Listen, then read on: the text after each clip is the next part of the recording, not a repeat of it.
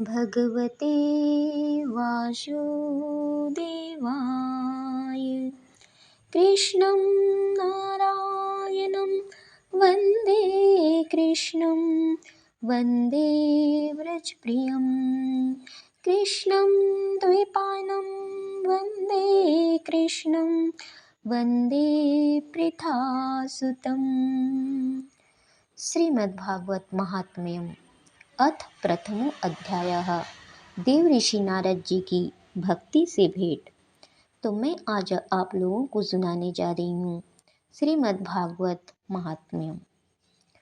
तो श्रीमद्भागवत महात्म्यम को श्रद्धा भक्ति पूर्वक श्रवण कीजिएगा एवं आत्मसात कीजिएगा, क्योंकि कुछ भी श्रवण करना, पठन करना तभी सार्थक होता है जब उसे हम हृदय में उतारकर उसे आत्मसात करते हैं, ग्रहण करते हैं, उसके गुणों को धारण करते हैं, उसमें बताई गई तथ्यों को, बातों को, सार को ग्रहण करते हैं। तो श्रीमद् भागवत के महात्म्य का प्रारंभ करने के पहले हम सच्चिदानंद स्वरूप अखिल ब्रह्मांड नायक जो भगवान श्री कृष्ण हैं, हम उन परम ईश्वर परब्रह्म को नमस्कार करते हैं, क्योंकि हे ईश्वर, आप ही जगत की उत्पत्ति, स्थिति और विनाश के हेतु हैं तथा आप ही आध्यात्मिक, आधिदैविक और आधि भौतिक तीनों प्रकार के तापों का नाश करने वाले हैं। आपके सिवा और कोई हमारा रक्षक नहीं है, हमारा कल्याण करने वाला नहीं है। हे ईश्वर, हम आँख मूंद कर आपकी शरण हैं, आपके आश्रय हैं।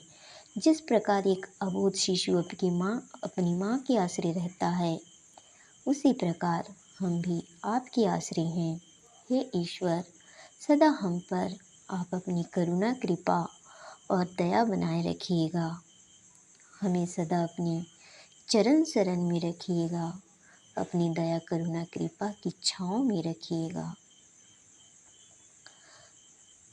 तो जिस समय श्री सुखदेव जी का यज्ञोपवीत संस्कार भी नहीं हुआ था तथा लौकिक वैदिक जो कर्म होते हैं, कर्मों का अनुष्ठान का अवसर भी नहीं आया था, तभी उन्हें अकेले ही संन्यास लेने के लिए घर से जाते देखकर उनके जो पिता थे व्यास जी विरह से कातर होकर पुकारने लगे, बेटा बेटा, तुम कहाँ जा रहे हो? लेकिन सुखदेव मुनि भगवान में इतने लीन हो गए थे कि उन्होंने अपने पिता के प्रश्नों का कोई उत्तर नहीं दिया। तो जब सुखदेव मुनि अपने पिता व्यास जी के प्रश्नों का कोई उत्तर नहीं दिया, तो उस समय वृक्षों ने सुखदेव मुनि की ओर से उनके पिता व्यास जी को उत्तर दिया। तो ऐसे सर्वभूत हृदय स्वरूप श्री सुखदेव मुनि को मैं नमस्कार करती हूँ, जो बहुत ही छोटी उम्र में भगवान में लीन हो गए। जब उनका यज्ञोपवीत संस्कार भी नहीं हुआ था, लौकिक वैदिक कर्मों का उनके लिए अनुष्ठान भी नहीं हुआ था, तभी वे घर छोड़कर संन्यास लेने के लिए निकल गए। तो ऐसे श्री सुखदेव मुनि को मैं नमस्कार करती हूँ। तो एक बार भगवत कथामृत का रसास्वादन करने में जो कुशल मुनिवर हैं सौनक जी, उन्होंने नैमिषारण्य क्षेत्र में विराजमान महामती सूत जी को नमस्कार करके उनसे पूछा। तो सौनक जी सूत जी से क्या पूछते हैं? सौनक जी सूत जी से पूछते हैं, कहते हैं कि हे सूत जी, आपका ज्ञान अज्ञान अंधकार को नष्ट करने के लिए करोड़ों सूर्यों के समान है।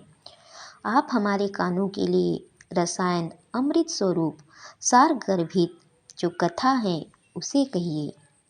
भक्ति, ज्ञान और वैराग्य से प्राप्त होने वाले महान विवेक की वृद्धि किस प्रकार से होती है तथा वैष्णव लोग किस तरह इस माया मोह से अपना पीछा छुड़ाते हैं, वह सब हमें बतलाइए।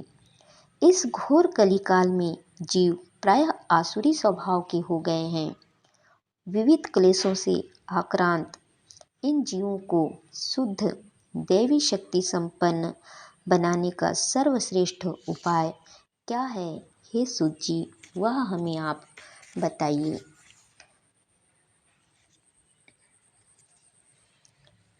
तो इस प्रकार सूत जी से जो है शौनक जी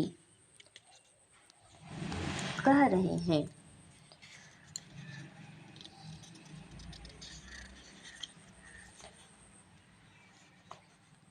तो शौनक जी कहते हैं, सूत जी, आप हमें कोई ऐसा शाश्वत साधन बताइए जो सबसे अधिक कल्याणकारी तथा पवित्र करने वालों में भी पवित्र हो तथा जो भगवान श्री कृष्ण की प्राप्ति करा दे, ऐसी युक्ति आप हमें बतलाइए।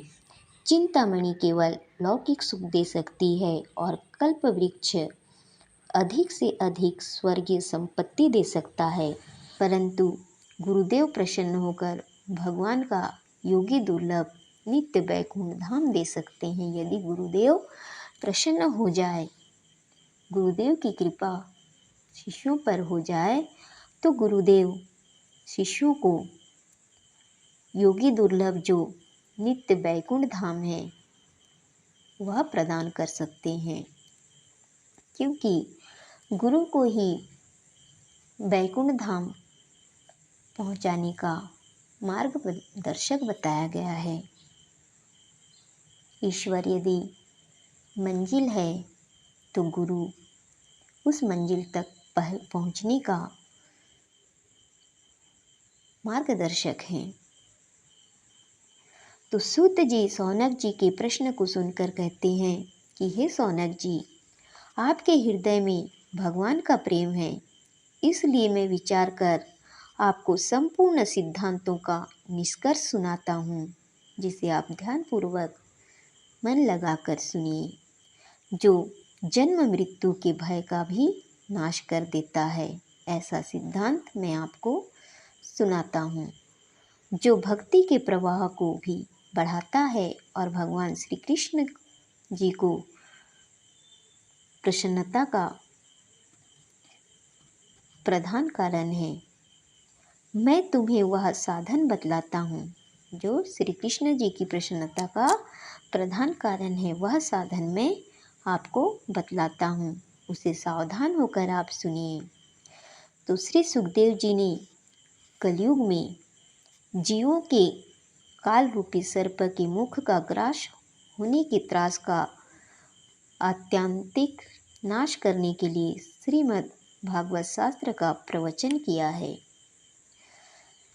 मन की शुद्धि के लिए इससे बढ़कर कोई साधन नहीं है। जब मनुष्य की जन्म जन्मांतर का पुण्य उदय होता है, तभी उसे इस भागवत शास्त्र की प्राप्ति होती है, अन्यथा नहीं। जब सुखदेव जी राजा परीक्षित को यह कथा सुनाने के लिए सभा में विराजमान हुए, तब देवता लोग उनके पास अमृत का कलश लेकर आए थे। देवता अपना काम बनाने में बड़े कुशल होते हैं, अतः यहाँ भी देवताओं ने सुखदेव मुनि को नमस्कार करके कहा, आप यह अमृत लेकर बदले में हमें भागवत कथामृत का दान कीजिए। तो इस प्रकार परस्पर विनिमय अदला बदली हो जाने पर राजा परीक्षित अमृत का पान करें और हम सब श्रीमद् भागवत स्वरूप अमृत का पान करेंगे। देवताओं ने आकर कहा कि यह अमृत आप लेकर परीक्षित जी को दे दीजिए। परीक्षित जी अमृत का पान करके मृत्यु से बच जाए और हमें आप भागवत कथा अमृत का पान कराएं। तो इस संसार में कहाँ कांच और कहाँ महामूल्य मणि, कहाँ सुधा और कहाँ कथा। कथा कथा होती है और सुधा सुधा। क्या सुधा कभी कथा की बराबरी कर सकता है? तो श्री सुखदेव जी ने यही सोचकर उस समय देवताओं की हंसी उड़ा दी। वे मन ही मन कहे कि ये देवता अपने काम बनाने में बड़े कुशल होते हैं। तो उन्हें भक्ति शून्य कथा का अधिकारी न जानकर कथा अमृत का दान सुखदेव जी ने देवताओं को नहीं किया। तो इस प्रकार यह श्रीमद् भागवत की कथा देवताओं को भी दुर्लभ है, जो देवताओं को भी श्रवण करने नहीं मिलता है। तो पूर्व काल में श्रीमद् भागवत के श्रवण से ही राजा परीक्षित की मुक्ति देखकर ब्रह्मा जी को भी बड़ा आश्चर्य हुआ था। उन्होंने सत्यलोक में तराजू बांधकर सब साधनों को तौला। अन्य सभी जो साधन हैं तौल में हल्के पड़ गए। अपने महत्व के कारण भागवत ही सबसे भारी रहा। तो यह देखकर सभी ऋषियों को बड़ा विस्मय हुआ, आश्चर्य हुआ। तो उन्होंने कलयुग में इस भगवत रूप इस भगवत शास्त्र को ही पढ़ने सुनने से तत्काल मोक्ष देने वाला निश्चय किया। जब वे देखे कि सभी साधन हल्के पड़ गए हैं, भागवत ही जो है भारी रहा, तो वे सब इस कलयुग में भगवत रूप इस भागवत शास्त्र को पढ़ने सुनने से तत्काल मोक्ष देने वाला निश्चय कर लिया। तो सप्ताह विधि से श्रवण करने पर यह निश्चय भक्ति प्रदान करता है। यदि भागवत कथा को सप्ताह विधि से श्रवण किया जाए तो यह निश्चय ही भक्ति प्रदान करता है। पूर्व काल में इसे दयापरायण सनकादि ने देवऋषि नारद को सुनाया था। यद्यपि देवऋषि नारद पहले ही ब्रह्मा जी के मुख से यह कथा सुन चुके थे, फिर भी सप्ताह श्रवण की विधि तो उन्हें सनकादि मुनि से ही प्राप्त हुई। सनकादि मुनि ने ही सप्ताह विधि उन्हें बताई थी। तो सौनक जी पूछते हैं सूत जी से कि सांसारिक प्रपंच से मुक्त एवं विचरणशील नारद जी का सनकादि के साथ संयोग कहाँ हुआ और विधि विधान के श्रवण में उनकी प्रीति कैसे हुई, यह बात जो है आप हमें बताइए। तो सौनक जी के पूछने पर सूत जी कहते हैं, अब मैं तुम्हें वह भक्तिपूर्ण कथा हे सौनक जी सुनाता हूँ, जिसे आप सुनिए, जो श्री सुखदेव जी ने मुझे अपना अनन्य शिष्य जानकर एकांत में सुनाया था। वही कथा मैं आज आपको सुनाता हूँ। तो एक दिन विशालपुरी में वे चारों निर्मल ऋषि जो हैं सनकादि ऋषि सत्संग के लिए आए हुए थे। वहाँ उन्होंने नारद जी को देखा। तो वहाँ नारद जी को देखकर उन्होंने नारद जी से पूछा कि हे ब्राह्मण, आपका मुख उदास क्यों हो रहा है? आप चिंतातुर क्यों हैं? आप चिंतातुर कैसे हैं? किस कारण से हैं? तो इतनी जल्दी जल्दी आप कहाँ जा रहे हैं और आपका आगमन कहाँ से हो रहा है? इस समय तो आप उस पुरुष के समान व्याकुल जान पड़ते हैं जिसका सारा धन लूट गया हो। आप जैसे आसक्ति रहित पुरुषों के लिए यह उचित नहीं है। इसका क्या कारण है? हे मुनिवर, हमें बताइए। तो इस प्रकार नारद जी से जो है सनकादि मुनि पूछते हैं। तो उनके पूछने पर नारद जी उनसे कहते हैं, मैं सर्वोत्तम लोक समझकर पृथ्वी में आया था। यहाँ पुष्कर, प्रयाग, काशी, गोदावरी, नासिक, हरिद्वार, कुरुक्षेत्र, श्रीरंग और सेतुबंध आदि कई तीर्थों में मैं इधर उधर विचरता रहा, किंतु मुझे कहीं भी मन की शांति नहीं मिली। मेरे मन को संतोष देने वाली शांति मुझे कहीं भी नहीं मिली। इस समय अधर्म के सहायक कलयुग ने सारी पृथ्वी को पीड़ित कर रखा है।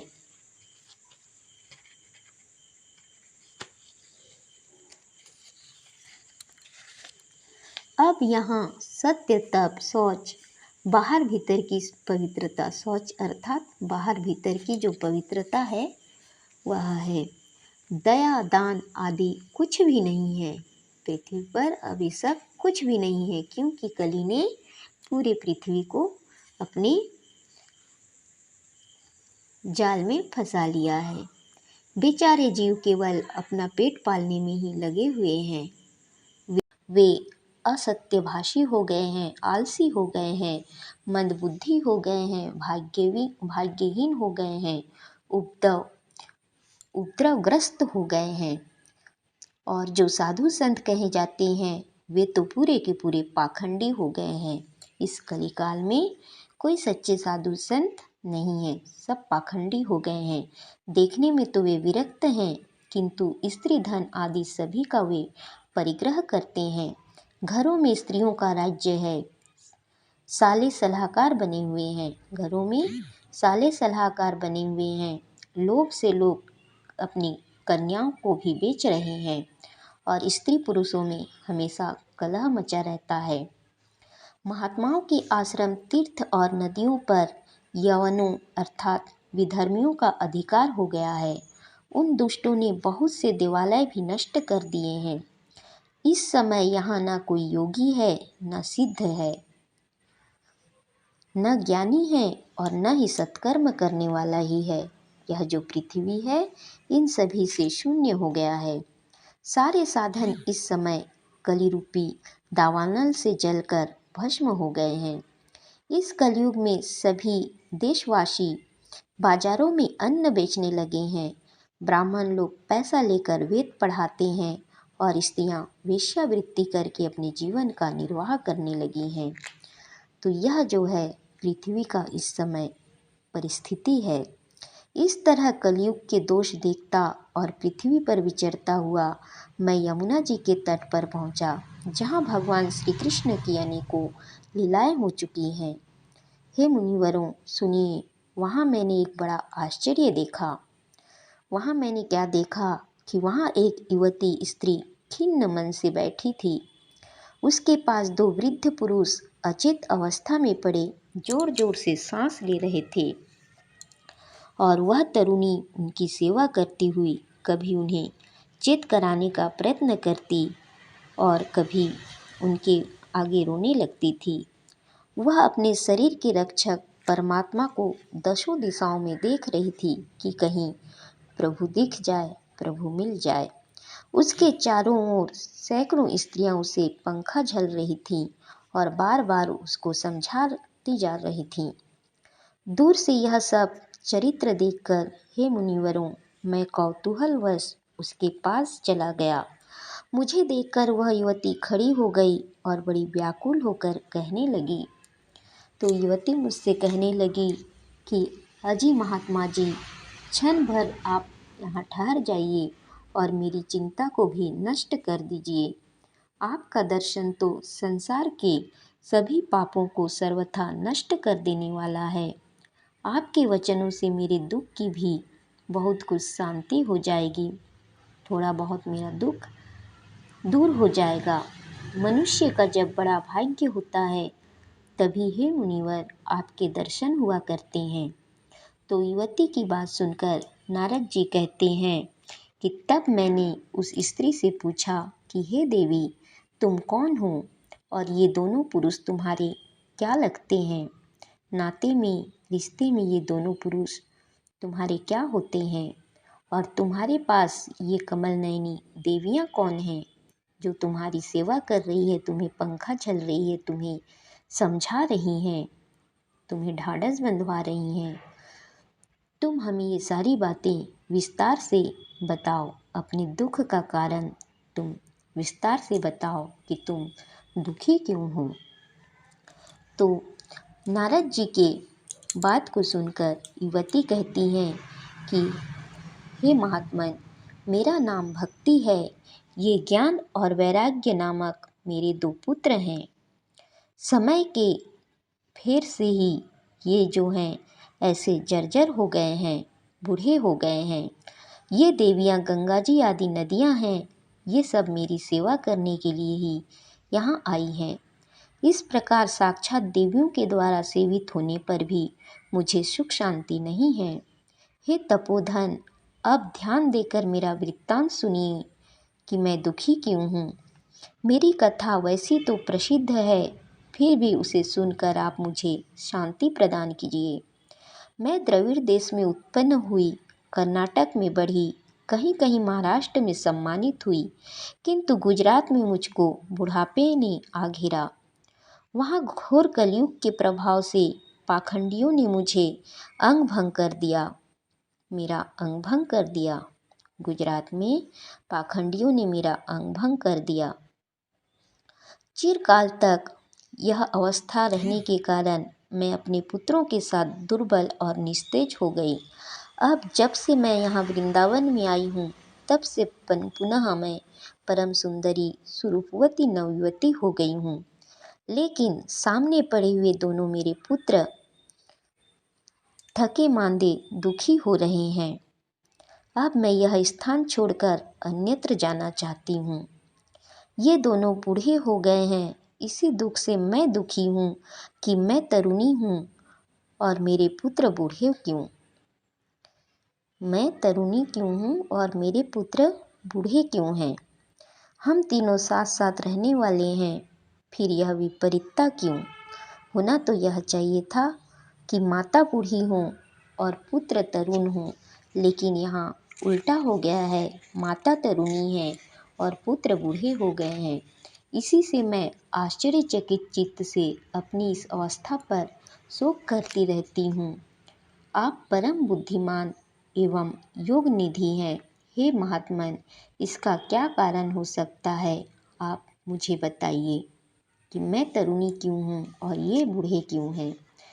तो नारद जी भक्ति की बात को सुनकर कहते हैं कि हे साध्वी, मैं अपने हृदय में ज्ञान दृष्टि से तुम्हारे संपूर्ण दुख का कारण देखता हूँ और उसके बाद तुम्हें बताता हूँ। तुम्हें विषाद नहीं करना चाहिए, भगवान श्री हरि तुम्हारा कल्याण निश्चय ही करेंगे। तो सूत जी कहते हैं कि हे मुनिवर, नारद जी ने एक क्षण में ही उसका कारण जानकर कहा। नारद जी अपने हृदय से भक्ति के दुख का कारण को जान गए और फिर जानकर भक्ति से कहे। तो नारद जी कहते हैं भक्ति से कि हे देवी, सावधान होकर सुनो, यह दारुण कलयुग है। इसी से इस समय सदाचार, योग मार्ग और तप आदि सभी लुप्त हो गए हैं। लोग शठता और दुष्कर्म में लगकर अघासुर बन रहे हैं। संसार में जहाँ देखो वहीं सत्पुरुष दुख में म्लान हैं और दुष्ट सुखी हो रहे हैं। इस समय जिस बुद्धिमान पुरुष का धैर्य बना रहे, वही बड़ा ज्ञानी या पंडित है। पृथ्वी क्रमशः प्रतिवर्ष शेष जी के लिए भार रूप होती जा रही है, क्योंकि पाप यहाँ इतना बढ़ता जा रहा है। अब यह छूने योग्य तो क्या, देखने योग्य भी नहीं रह गई है। यह पृथ्वी अब छूने योग्य तो दूर की बात, देखने योग्य भी नहीं रह गई है और न इसमें कहीं मंगल ही दिखाई देता है।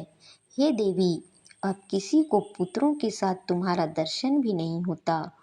विषय अनुराग के कारण अंधे बने हुए जीवों से उपेक्षित होकर तुम जर्जर हो रही थी। वृंदावन के संयोग से तुम फिर नवीन तरुणी हो गई हो।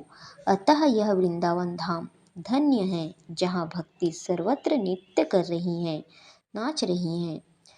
परंतु तुम्हारे इन दोनों पुत्रों का यहाँ कोई ग्राहक नहीं है, कोई ग्रहण करने वाला नहीं है तुम्हारे दोनों पुत्रों को। इसलिए इनका बुढ़ापा नहीं छूट रहा है। यहाँ इनको कुछ आत्मसुख, भगवत स्पर्श जनित आनंद की प्राप्ति होने के कारण ये सोते से जान पड़ते हैं। यहाँ वृंदावन में इनको भागवत सुख मिल रहा है, भागवत स्पर्श जनित आनंद मिल रहा है, इसीलिए ये सोते से जान पड़ते हैं। तो नारद जी की बात को सुनकर भक्ति कहती हैं कि राजा परीक्षित ने इस पापी कलयुग को क्यों रहने दिया। इसके आते ही सब वस्तुओं का सार न जाने कहाँ चला गया। करुणामय श्री हरि से भी यह धर्म कैसा देखा जाता है। वे भी किस प्रकार से इस अधर्म को देख रहे हैं, क्यों इसे दूर नहीं करते। हे मुने, मेरा यह संदेह दूर कीजिए। आपके वचनों से मुझे बड़ी शांति मिली है। तब नारद जी भक्ति से कहते हैं कि यदि तुमने पूछा है तो प्रेम से सुनो। हे कल्याणी, मैं तुम्हें सब बताऊंगा और तुम्हारा दुख दूर हो जाएगा। जिस दिन भगवान श्री कृष्ण इस भूलोक को छोड़कर अपने परम धाम को पधारे, उसी दिन से यह संपूर्ण साधनों में बाधा डालने वाला कलयुग जो है आ गया है। दिग्विजय के समय राजा परीक्षित की दृष्टि इस कलयुग पर पड़ी और कलयुग पर उनकी दृष्टि पड़ने पर कलयुग दिन के समान उनकी शरण में आ गए। भ्रमर के समान सारग्राही राजा ने यह निश्चय किया कि इसका वध मुझे नहीं करना चाहिए, क्योंकि जो फल तपस्या, योग एवं समाधि से भी नहीं मिलता, वह फल कलयुग में श्री हरि कीर्तन से ही भली भांति मिल जाता है। इसलिए उन्होंने कलयुग का वध नहीं किया। तो इस प्रकार सारहीन होने पर भी उसे इस एक ही दृष्टि से सारयुक्त देखकर उन्होंने कलयुग में उत्पन्न होने वाले जीवों के सुख के लिए ही इसे यहाँ पृथ्वी में रहने दिया था। तो इस समय लोगों के कुकर्म में प्रवृत्त होने के कारण सभी वस्तुओं का सार निकल गया है और पृथ्वी के सारे पदार्थ जो हैं बीजहीन भूसी के समान हो गए हैं। ब्राह्मण केवल अन्न धन आदि के लोभवश घर घर में जन जन को भागवत की कथा सुनाने लगे हैं। इसलिए कथा का भी सार चला गया है। लोग कथा तो सुनते हैं और कथावाचक सुनाते भी हैं, लेकिन कथा का सार कोई ग्रहण नहीं कर पाता। कथा का सार चला गया है। तीर्थों में नाना प्रकार के अत्यंत घोर कर्म करने वाले नास्तिक और नारकी पुरुष भी रहने लगे हैं। इसलिए तीर्थों का भी प्रभाव जाता रहा, तीर्थों का भी प्रभाव चला गया। तीर्थाटन से जो लाभ मनुष्यों को मिलने वाला है वह भी चला गया। जिनका चित्त निरंतर काम, क्रोध, महान लोभ और तृष्णा से तपता रहता है, वे भी तपस्या का ढोंग करने लगे हैं। इसलिए तप का भी सार निकल गया। मन पर काबू न होने के कारण तथा लोभ, दंभ और पाखंड का आश्रय लेने के कारण एवं शास्त्र का अभ्यास न करने से ध्यान योग का फल मिट गया। पंडितों की यह दशा है कि वे अपनी स्त्रियों के साथ पशु की तरह रमन करते हैं। उनमें संतान पैदा करने की ही कुशलता पाई जाती है। मुक्ति साधन में वे सर्वथा अकुशल हो गए हैं। संप्रदाय अनुसार प्राप्त हुई वैष्णवता भी कहीं देखने में नहीं आती। इस प्रकार जगह जगह सभी वस्तुओं का सार लुप्त हो गया है। यह तो इस युग का स्वभाव ही है, इसमें किसी का दोष नहीं है। इसी से पुंडरीकाक्ष भगवान बहुत समीप रहते हुए भी यह सब सह रहे हैं। सूत जी कहते हैं कि हे सौनक जी, इस प्रकार देवऋषि नारद के वचन को सुनकर भक्ति को बड़ा आश्चर्य हुआ। फिर उसने जो कुछ कहा उसे सुनिए। भक्ति ने कहा, देवऋषि आप धन्य हैं। मेरा बड़ा सौभाग्य था जो आपका समागम हुआ। संसार में साधुओं का दर्शन ही समस्त सिद्धियों का परम कारण है। आपका केवल एक बार का उपदेश धारण करके कयाधु कुमार प्रहलाद ने माया पर विजय प्राप्त कर ली थी। ध्रुव ने भी आपकी कृपा से ही ध्रुवपद प्राप्त किया था। हे ऋषि, हे मुनि, आप सर्वमंगलमय और साक्षात श्री ब्रह्मा जी के पुत्र हैं। मैं आपको नमस्कार करती हूँ। इति श्री पद्म पुराणे उत्तरखंडे श्रीमद्भागवत महात्म्ये भक्ति नारद समागमो नाम प्रथमो अध्यायः। जय रघुनंदन, जय घनश्याम।